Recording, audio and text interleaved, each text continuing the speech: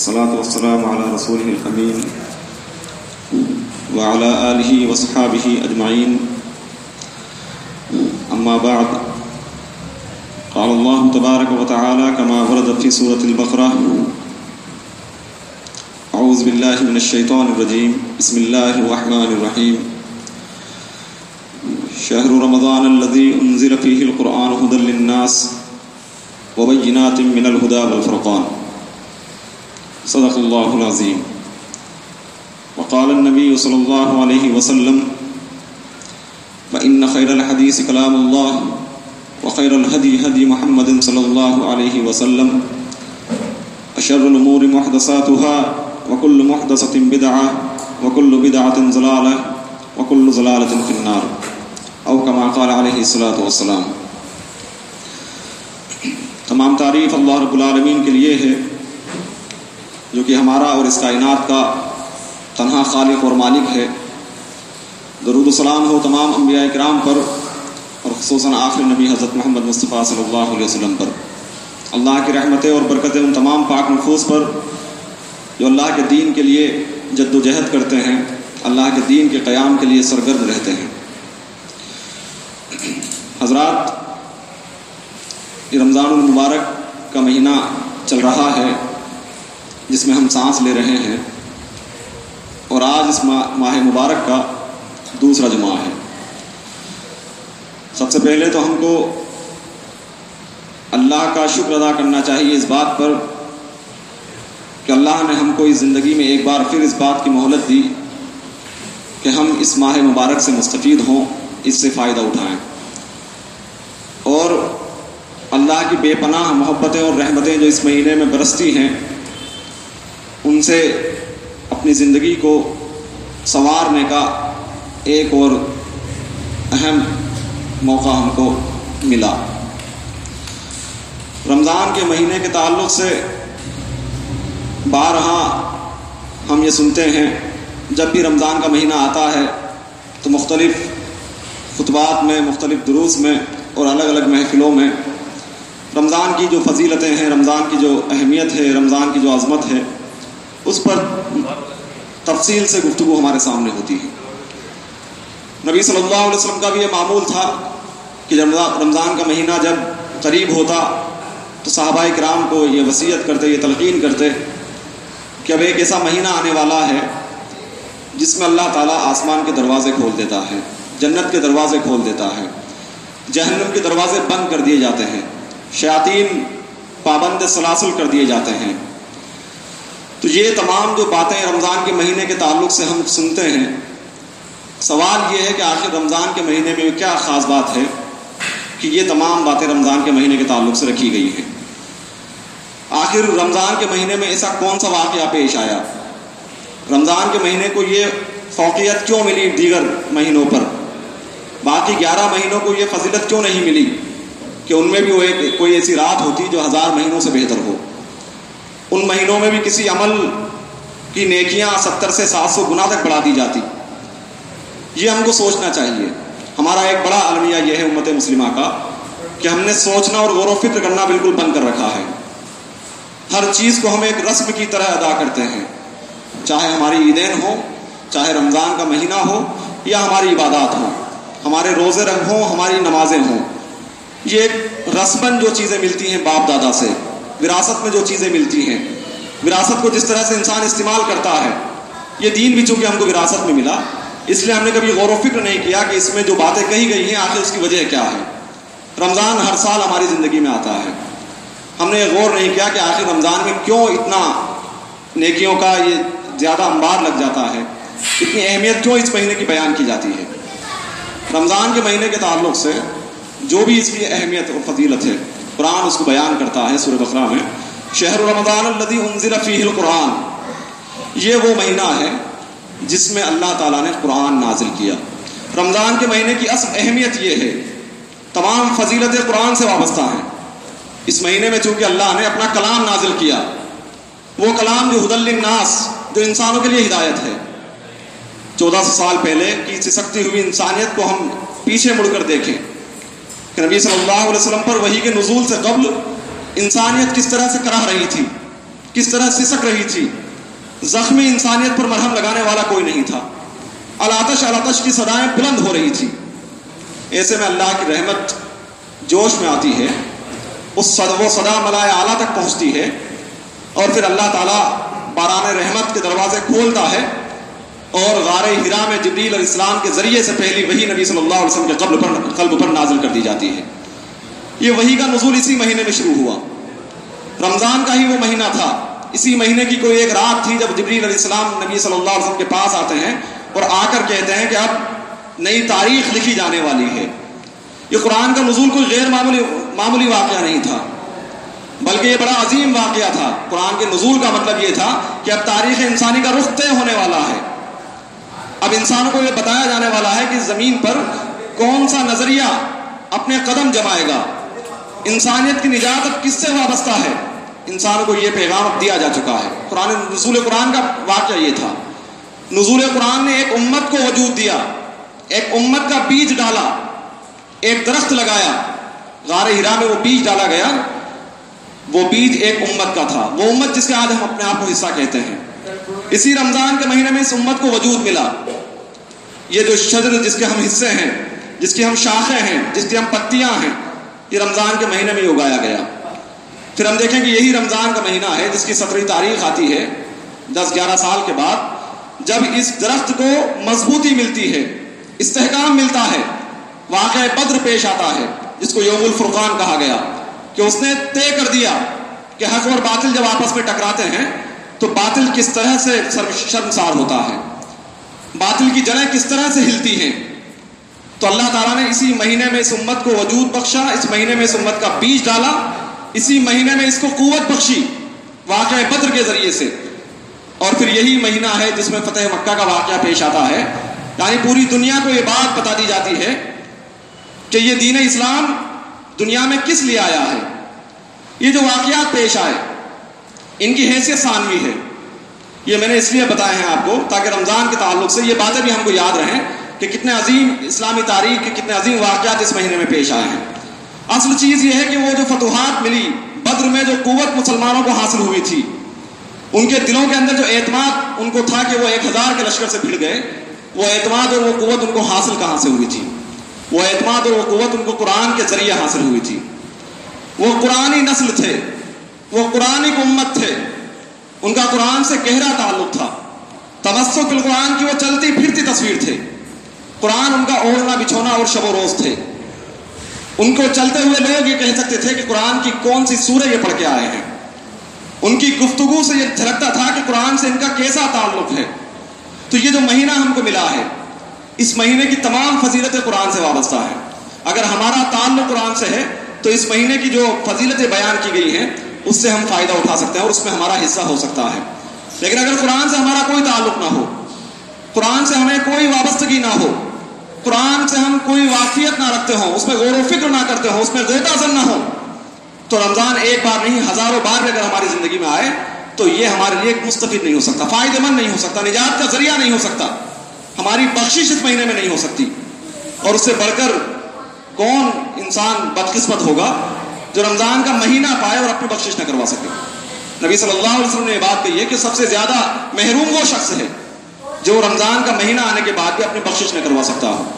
تو سب سے پہلی چیز رمضان کے مہینے کے تعلق سے یہ ہے کہ یہ قرآن کا مہینہ ہے، اس کی تمام تر وابستگی قرآن کے ساتھ ہے، اس کی تمام عظیمت قرآن کے ساتھ ہے، عظمتیں قرآن کے ساتھ ہیں، اس کی فضیلتیں قرآن کے ساتھ ہیں۔ اور بدقسمتی سے آج ہم نے ان دونوں چیزوں کو الگ کر دیا ہے۔ قرآن سے ہمارا جو تعلق ہے وہ چھپا ہوا نہیں ہے۔ قرآن ہدایت کی کتاب تھی، لیکن آج ہم دیکھیں کہ ہم نے اس کو صرف تلاوت کی کتاب بنا رکھا ہے۔ قرآن کو پڑھنے تک ہم سمت ہیں، قرآن کو پڑھ کر ہم یہ سمجھتے ہیں کہ ہم نے قرآن کا حق ادا کر دیا۔ قرآن بینات ہے، ہدی للناس و بینات، واضح کتاب ہے۔ بینات کا مطلب یہ ہے کہ جو اپنی بات بالکل کھل کر کہتا ہو، جس کی بات میں کوئی پچھو پیش نہ ہو، وہ بات جس کو سمجھنے میں کوئی دشواری نہ آئے، اس کو بینات کہا جاتا ہے۔ ابھی سورج نکلا ہوا ہے، آپ چھوٹے سے بچے سے بھی کہیں تو وہ کہہ دے گا کہ ہاں یہ سورج ہے، کسی دلیل کی ضرورت نہیں ہے کہ سورج نکلا ہوا ہے، ہر دیکھنے والی آنکھ دیکھ کر کہہ دے گی کہ سورج چمک رہا ہے۔ یہ بینات قرآن کے جو مدعا ہے، قرآن کا جو پیغام ہے وہ اسی طرح روشن ہے، وہ اسی طرح کھلا ہوا ہے۔ قرآن قرآن کو سمجھنے کے لیے کسی دارالعلوم یا یونیورسٹی سے آپ کو فارغ ہونے کی ضرورت نہیں ہے. قرآن کو سمجھنے کے لیے قلب سلیم اور قلب سمیم کی ضرورت ہے. وہ دل جس دل کے اندر اللہ کی خشیت موجود ہو، وہ دل جس کے اندر اللہ کی محبت موجود ہو، اللہ کی اطاعت کا جذبہ موجود ہو، وہ دل اگر قرآن کے قریب جائے گا تو وہاں سے اس کو ہدایت ملے گی، وہاں سے اس کو رہنمائی ملے گی. وہ اپنے آپ کو قرآن میں تلاش لے گا. قرآن کو ہم اس طرح پڑھیں کہ اپنے آپ کو تلاشیں قرآن کے اندر. قرآن ہمارے قلب پر نازل ہو، ہم کو یہ محسوس ہو کہ یہ آیتیں ہمارے اوپر نازل ہو رہی ہیں. قرآن ہم کو دیا جا رہا ہے، اللہ ہم سے بات کر رہا ہے. ہم دیکھیں کہ کیا کبھی ہماری یہ کیفیت ہوتی ہے قرآن کے ساتھ، کیا ہمارا یہ تعلق موجود ہے؟ تو قرآن کی جو حیثیت تھی آج وہ امت مسلمہ میں موجود نہیں ہے. تو اس کی وجہ سے جو حضرت عمر فاروق کا وہ قول بالکل صادق اور سچا قول کہ اللہ تعالیٰ بعض لوگوں کو قرآن کے ذریعے بام عروج پر پہنچائے گا، بلندیوں پر پہنچائے گا، اور اسی قرآن کے ذریعے سے بعض لوگوں کو زیر کر دے گا، پستی میں ڈال دے گا، ان لوگوں کو ہلاک کرے گا. تو وہ لوگ جو قرآن کے ساتھ اپنا تعلق صحیح رکھیں گے، اپنا تعلق مضبوط رکھیں گے، ان لوگوں کو اللہ تعالیٰ کامیابی اور کامرانی عطا کرے گا. اور وہ لوگ جن کا رسمن تعلق ہو، قرآن کے ساتھ کوئی ان کی واقفیت نہ ہو، تعلق نہ ہو، ایسے لوگوں کو اللہ تعالیٰ حاشیے پر ڈال دیتا ہے. تو اس رمضان کے مہینے میں اللہ نے قرآن نازل کیا، وہ قرآن جو ہدایت ہے تمام انسانوں کے لیے. یہ بھی ہم یاد رکھیں کہ قرآن صرف مسلمانوں کی کتاب نہیں ہے. آج ہم نے قرآن کو اپنے آپ تک محدود کر لیا ہے. ہم یہ سمجھتے ہیں کہ اللہ تعالیٰ نے قرآن صرف مسلمانوں کی رہنمائی کے لیے دیا تھا، صرف اس میں مسلمانوں کے لیے پیغام موجود ہے. قرآن ہدی للناس ہے. قرآن اپنا خطاب انداز یا ایھا الناس رکھتا ہے، اے لوگوں، تمام انسانیت کو خطاب کرتا ہے، تمام وہ انسانی کو خطاب رکھتا ہے. اور یہ بات کہتا ہے کہ ہر انسان جو اس دنیا میں آیا ہے اس کی نجات کا ذریعہ یہ قرآن بتاتا ہے، اس کے لیے یہ قرآن نازل ہوا ہے. ہم اس قرآن کو امانت کے طور پر اپنے پاس رکھتے ہیں. تو اگر ہم نے اس قرآن کی دعوت، اس قرآن کا پیغام اگر ان انسانوں تک نہیں پہنچایا تو ہم خائن ہوں گے، اس امانت میں خیانت کرنے والے ہوں گے. اور نبی صلی اللہ علیہ وسلم کی یہ بات ہم یاد رکھیں، لا ایمان لمن لا امانت لہ. اس شخص کا کوئی ایمان نہیں جو امانت میں خیانت کرتا ہو. ہم لاکھ سجدے کر لیں، خوب عبادتیں کر لیں، اگر امانت میں خیانت کرنے والے ہیں تو ہمارا کوئی ایمان قبول نہیں ہے. وہ شخص جو وعدہ خلافی کرتا ہے اس کا کوئی دین نہیں ہے. دین نام ہی وعدے کا ہے، ایک کانٹیکٹ کا ہے. جس شخص کے پاس وعدہ خلافی ہو اس کا کوئی دین نہیں ہے. یہ دونوں چیزیں ہم دیکھیں کہ کتنی ہمارے پاس موجود ہے. ہم کتنا وعدے کو وفا کرنے والے ہیں اور کتنے امانتوں کے ادا کرنے والے ہیں. تو یہ جو امانت ہمارے پاس موجود ہے، اس مہینے میں جو امانت ہم کو ملی ہے، اس مہینے کی اہمیت کو اگر ہم واقعی سمجھتے ہیں، اس مہینے سے اگر واقعی ہم فائدہ اٹھانا چاہتے ہیں، تو یہ عہد اپنے دل میں ہم کریں، یہ عزم اپنے دل میں پیدا کریں کہ اس قرآن کے پیغام کو ہم نوع انسانی تک پہنچانے والے بنیں گے.